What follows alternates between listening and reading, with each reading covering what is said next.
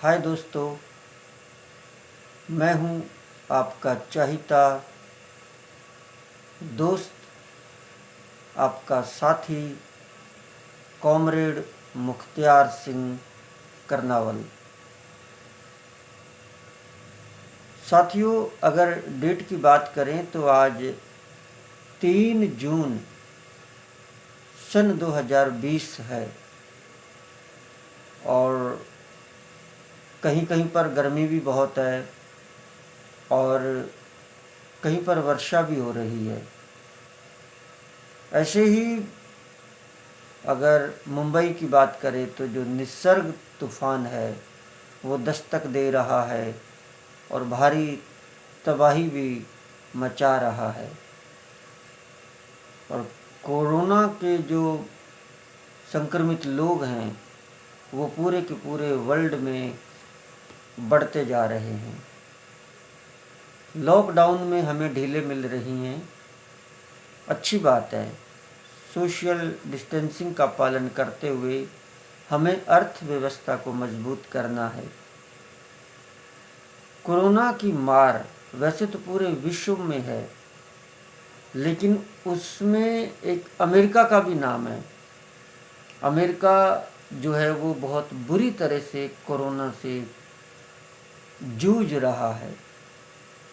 लेकिन दोस्तों, ना सिर्फ कोरोना बल्कि अमेरिका अभी एक और समस्या से जूझ रहा है और वो है अमेरिका में डोनाल्ड ट्रंप के खिलाफ और जो रेसिज्म है, जो नस्लवाद है, उसके खिलाफ जनता के विरोध प्रदर्शन।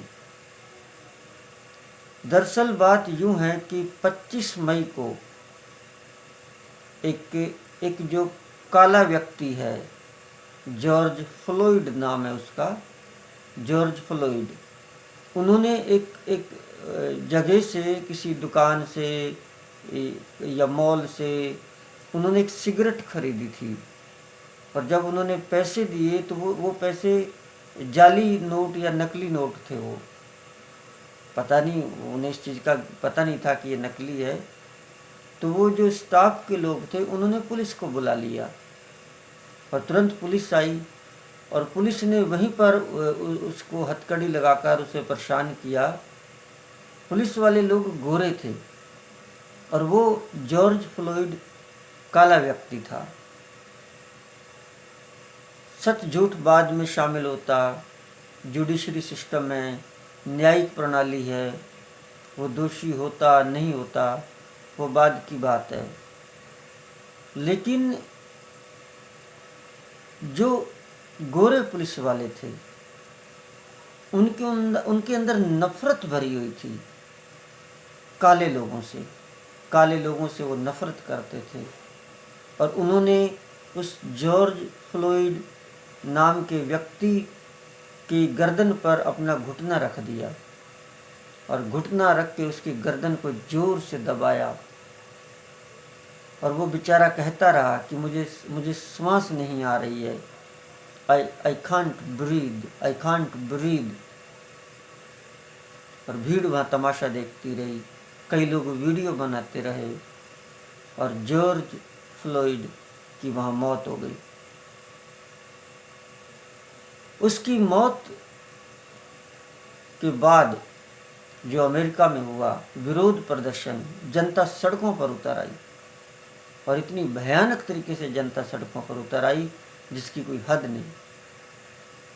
अगर इसमें डोनाल्ड ट्रंप समझदारी दिखाते और जो कुछ भी हुआ संवेदना व्यक्त करते, माफ़ी मांगते कि नहीं होना चाहिए, सहानुभूति प्रकट करते, तो शायद विरोध ज़्यादा नहीं बढ़ते। लेकिन डोनाल्ड ट्रंप ने अपने ट्वीट के जरिए उन विरोध को तूल देने की कोशिश की। उन्होंने कुछ ऐसे ट्वीट किए, ऐसी टिप्पणियां की कि वो उसके ट्वीट्स ने आग में घी का काम किया और वो विरोध और भड़क गए। ट्रंप ने उन विरोध का दमन करना चाहा, कर्फ्यू लगाना चाहा, और कर्फ्यू लगने से विरोध बढ़ के लूटपाट भी हुई, कुछ असामाजिक तत्व भी उसमें आए, उन्होंने लूटपाट भी की, अराजकता फैली और अंत में डोनाल्ड ट्रंप जो अमेरिका के राष्ट्रपति हैं उन्हें एक बंकर में छुपना पड़ गया। आप देखिए, अमेरिका के राष्ट्रपति को जिसकी दहशत से, जिसकी शक्ति से किसी ज़माने में चाहे वो जॉर्ज डब्ल्यू बुश रहे हों, जिनकी ताकत से मतलब सद्दाम हुसैन को बंकरों में छुपना पड़ा, बड़े बड़े जो तानाशाह लोग हुए हैं उनको बंकरों में छुपना पड़ा। आज उसी देश के राष्ट्रपति डोनाल्ड ट्रंप को अपने देश की ही जनता के डर से बंकरों में छुपना पड़ा। देखिए समय की नज़ाकत कि वक्त किस तरह से बदलता है। अमेरिका शक्तिशाली है, दुनिया उससे डरती है, वो दुनिया पर दादागिरी करता है, लेकिन कब? जब लोग उसके साथ हैं, जब अमेरिका यूनाइटेड है। अगर अमेरिका यूनाइटेड नहीं है तो वो दुनिया पर क्या शक्ति दिखाएगा? खुद ही आपस में ही वो टूट जाएगा। ये इसके पीछे कारण क्या है? इसके पीछे एक ही कारण है, समानता ना होना, रेसिज्म। जी हाँ दोस्तों, आज मैं इस टॉपिक पर चर्चा करना चाह रहा हूँ, रेसिज्म, जिसे नस्लवाद कहा गया है। एक्चुअली एक इंसान जो दूसरी नस्ल के लोग हैं, मतलब वो रंग में काले हो सकते हैं, दिखने में अच्छे नहीं हो सकते, और जो लोग दिखने में अच्छे हैं वो लोग उनसे अगर नफ़रत करें, काले लोगों से नफ़रत करें, तो एक नस्ल के लोग दूसरी नस्ल के लोगों से नफ़रत करें, इसे ही रेसिज्म या फिर नस्लवाद कहा गया है। और ये नस्लवाद पूरे के पूरे वर्ल्ड में पाया जाता है। अमेरिका में पाया जाता है, आप उसका हाल देख लीजिए कि राष्ट्रपति को भी बंकर में छुपना पड़ा। नस्लवाद क्या है? मतलब जिसे मैं सीधी और देसी भाषा में कहूँ तो सूरत और सीरत, मतलब जिसकी सूरत अच्छी नहीं है, जिसका रंग अच्छा नहीं है, उससे नफरत करना। और ये मनुष्य का एक दोष है जो लगभग सब जगह पाया जाता है। जिन मनुष्यों को कुदरत ने सुंदर नहीं बनाया है, चाहे वो उन्हें काला बनाया है, चाहे उन्हें मतलब हैंडीकैप विकलांग बनाया है, चाहे उन्हें अच्छा चेहरा उनको अच्छा नहीं दिया है, तो उनसे दूसरे लोगों का नफ़रत करना, इसे ही रेसिज्म कह सकते हैं, इसे ही हम नस्लवाद कह सकते हैं। जबकि हर व्यक्ति का जो ब्लड है, जो खून है, वो लाल होता है। हर व्यक्ति अपने लिए सुख चाहता है, ईश्वर सबके लिए एक है, लेकिन मनुष्य ने नस्लों के हिसाब से भेदभाव करना शुरू किया। इसका एग्जाम्पल है हमारे पास। जब अंग्रेज़ यहाँ पर आए, जिसे हमने गोरे कहा, जिन्हें हमने फिरंगी कहा, उन्होंने भारतीयों से नफ़रत की, उन्होंने भारतीयों को काले काले कहा। और हमारे पास उदाहरण है महात्मा गांधी जी का, जो उन्हें सामान जो उनका ट्रेन से नीचे फेंक दिया गया था। हालांकि उनके पास टिकट थी, लेकिन फिर भी उनके सामान को नीचे फेंक दिया गया कि उस कंपार्टमेंट में, उस डिब्बे में एक काला व्यक्ति एक इंडियन व्यक्ति जिन्हें आमतौर पर काला माना जाता है वो कैसे बैठ गया। तो ये रेसिज्म, इस नस्लवाद से संघर्ष हमारे महात्मा गांधी ने किया। रेसिज्म का ही एक पहलू है नफरत, कि एक इंसान का दूसरे इंसान से नफरत करना। ये अगर आप इसको देखो तो ये बहुत ज़्यादा भारत में पाया जाता है। अब आप उसको थोड़ा सा आप उसको चाहे उसे नस्ल के हिसाब से लीजिए या आप उसको जात पात के हिसाब से लीजिए, उसको धर्म के नाम पर चाहे आप ले लीजिए। भारत में भी आपने नोटिस किया होगा कि एक धर्म के लोग, एक विशेष नस्ल के लोग दूसरे लोगों से नफरत करते हैं कि ये दूसरे लोग हैं, इनको नागरिकता नहीं दी जाएगी। अभी आपने इस चीज़ को नोटिस किया होगा। This is also a part of racism. ये भी रेसिज्म का एक हिस्सा है जो निंदनीय है कि यहाँ पर मुस्लिम व्यक्ति है, उसकी नस्ल अलग है, तो वो भारत में उसको नागरिकता मतलब शर्तों पर दी जाएगी, या फिर जो बाहर से औरों को, हिंदुओं को तो नागरिकता दी जाएगी, बुद्धों को दी जाएगी, सिखों को दी जाएगी, पारसी को दी जाएगी, लेकिन मुस्लिम को नहीं दी जाएगी जो बाहर से आए हैं। कहीं ना कहीं रेसिज्म का ही एक हिस्सा एक ये भी है जो कश्मीरी पंडितों को कश्मीर से भगाया गया, कश्मीरी पंडितों ने का पलायन हुआ। ये भी रेसिज्म का ही एक बुरा रूप है, क्योंकि वहाँ पर मुस्लिम बहुल क्षेत्र था कश्मीर के अंदर, और वो जो ये मतलब कश्मीरी लोग जो थे, उन लोगों को वहाँ से मजबूर कर दिया गया कि उन्हें भागकर वहाँ से कश्मीर में अपने घरों को छोड़कर उन्हें भारत के दूसरे भागों में जाना पड़ा। और हम जानते हैं कि आज लगभग जितने भी कश्मीरी पंडित हैं उन सबको कश्मीर से भगाया जा चुका है। आज हम तो कहीं ना कहीं ये दोष हैं, चाहे वो हिंदू कर रहे हैं मुसलमानों की अलग नस्ल समझकर उनके खिलाफ कोई कानून इस तरह का लाते हैं, या मुस्लिम लोग जो हैं वो हिंदुओं की ये मान के कि ये अलग नस्ल है, और चाहे वो कश्मीरी पंडितों का पलायन है या और भी कई जगह पर जो मुस्लिम बहुल क्षेत्र हैं वहाँ पर कई बार ऐसी बातें सामने आ जाती है कि हिंदुओं को परेशान किया जाता है। दिस इज एक बहुत बहुत डेंजरस, इट्स अलार्मिंग, बहुत अलार्मिंग है। जबकि इक्वालिटी होनी चाहिए, समानता होनी चाहिए। ठीक है, इंसान है, लेकिन इंसान को इंसान से इस तरह से रेस के आधार पर, नस्ल के आधार पर भेदभाव नहीं करना चाहिए। ऐसे तो फिर हम आए तो फिर आगे एक धर्म में भी कई तरह की जाति पातियाँ हैं, ऊंची जाति है, नीची जाति है, तो ये भी रेसिज्म का मैं इसे भी एक दोष मानता हूँ। कहीं पर देखा गया है कि स्वर्ण कास्ट है तो वो शूद्रों से नफरत करती है। मतलब आप खुद समझदार हैं मैं क्या कहना चाह रहा हूँ। ये भी रेसिज्म का, नस्लवाद का एक दोष है जो नहीं होना चाहिए। कई बार आप नोटिस करेंगे कि जो ईसाई लोग हैं उनसे नफरत की जाती है, उन्हें जला दिया जाता है। ये भी रेसिज्म का एक दोष है।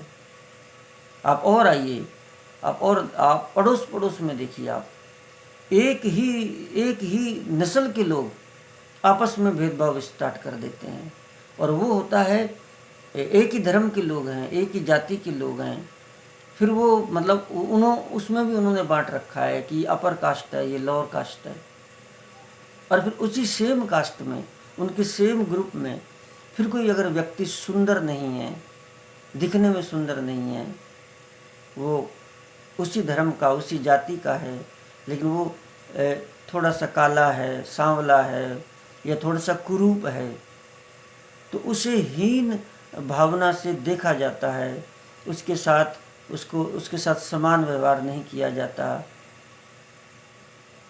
ये बहुत गलत है।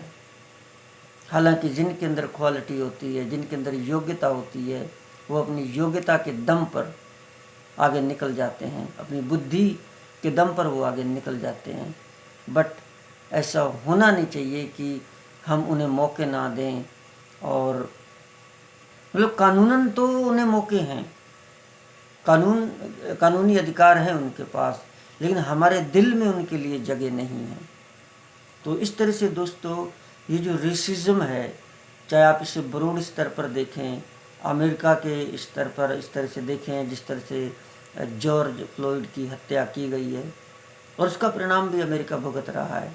आज रेसिज्म के खिलाफ नॉट ओनली इन अमेरिका बल्कि पूरे के पूरे वर्ल्ड में मतलब दुनिया फिर से जागरूक हो गई है। यही रेसिज्म था जब अफ्रीका में निग्रो लोगों को बहुत ही हीन दृष्टि से देखा जाता था। वहाँ पर भी महात्मा गांधी जी ने संघर्ष किया। अब उसे आप भारत के स्तर पर ले लीजिए, फिर उसे आप अपने चारों ओर अपने सराउंडिंग्स में अड़ोस पड़ोस के आप देख लीजिए, तो racism is found everywhere all over the world. पूरी दुनिया में रेसिज्म हर जगह पाया जाता है, हमारे चारों ओर इर्द गिर्द भी पाया जाता है। It must be condemned. इसकी घोर निंदा की जानी चाहिए, और इसको जड़ से उखाड़ दिया जाना चाहिए। It must be rooted out. क्योंकि भगवान ने सबको जो दिल है वो सबको दिल एक जैसा दिया है। सबके सबका जो दिल के अलावा जो ईश्वर सबका एक है। और पीड़ा जो है वो सबको एक जैसी होती है अगर किसी के साथ अत्याचार होता है तो। इसी वजह से दोस्तों आज मैं अचानक, क्योंकि मैंने कहा था कि हमारे YouTube चैनल पर हम करंट अफेयर्स की भी चर्चा करेंगे, क्योंकि ये बहुत बहुत बहुत मुद्दे हैं, ये अलार्मिंग मुद्दे हैं, करंट अफेयर्स के मुद्दे हैं कि आज रेसिज्म किस तरह से बढ़ता जा रहा है। तो नस्लवाद जो है उसके खिलाफ, या कास्टिज्म जो है, और जो सांप्रदायिकता भी कहीं ना कहीं इसका भी एक हिस्सा है, तो ये सारी चीज़ों के खिलाफ हमें किस तरह से संघर्ष करना है, हमें एकजुट होना है, और हमें ये अवेयर करना है, लोगों को हमें जागरूक करना है कि कानून तो खैर बनेंगे ही, कानून सख्त होने चाहिए, और जो कोई भी रेसिज्म फैलाता है उसे सज़ा भी होनी चाहिए। लेकिन फिर भी हमें सबसे बड़ा कानून है लोगों का शिक्षित होना। हमें लोगों को शिक्षित करना है कि ये जो रेसिज्म है ये एक ऐसी बुराई है, it must be rooted out. इसको जड़ से उखाड़ा जाना चाहिए, चाहे वो सांप्रदायिकता हो, चाहे वो रेसिज्म हो, चाहे वो कास्टिज्म हो। ये सामाजिक बुराइयां जो हैं, ये जिन्हें हम कहें सोशल इविल्स, जो सोशल इविल्स हैं, ये समाज से दूर होने चाहिए, और फिर हमारी जो सोसाइटी है वो सुंदर बनेगी और बहुत खूबसूरत बनेगी, और मनुष्य उन्नति कर सकता है। तो दोस्तों, मैं आपका चाहता कॉमरेड मुख्तियार सिंह करनावल, मेरे विचार थे मैंने रखे, और अगर मेरे विचार आपको अच्छे लगे हों तो प्लीज़ डू कमेंट, इस पर कमेंट ज़रूर कीजिएगा। और अगर आपने ये चैनल सब्सक्राइब नहीं किया है करनावल इंग्लिश क्लब, तो प्लीज़ इसको आप सब्सक्राइब कीजिएगा, और वीडियो अच्छी लगे तो शेयर भी कीजिएगा। और हमेशा की तरह हम इस चैनल पर जितने भी करंट अफेयर्स के टॉपिक हैं, इंग्लिश से related, communication skills, soft skills, pronunciation, spoken English, academic English, और जो भी मेरे लाइफ के एक्सपीरियंसेस रहे हैं वो मैं आपको छोटी छोटी कहानियों में सुनाता रहूँगा। और मैं चाहूँगा कि आप कोऑपरेट करें, और एक बार डेट फिर से ध्यान दिला दूं, आज 3 जून सन 2020 है। Thank you so much.